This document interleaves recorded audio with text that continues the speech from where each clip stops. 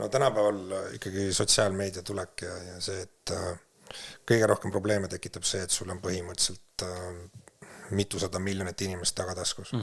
Kellega saab ajada asja. See on number 1, aga aga muidu ongi see lähenemisviis ja erinevad keeled on ju. Üks räägib iba ja teine pläusti. No.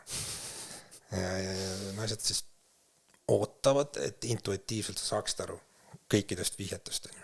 Aga tihti see nii ei ole ja siis kui mees hakkab jonnima, kui on mingi lihtne ibarism on ju. Noh, mine siis kui tahad. Sa saad aru, et see on ei on ju, ära mine. Aga sa võtad sõnasabast kinni ja lähed ikka ja siis pärast saad talle öelda, et aga sa ütlesid, et mine on ju. Ja siis tegelikult on ju tüli on majas on ju. Aga vahest mehed siis nagu teesklevad, et nad ei saanud aru. Et nad tegelikult ei tohtinud midagi teha. Ja siis on jällegi tüli majas. No mingid suksed asjad.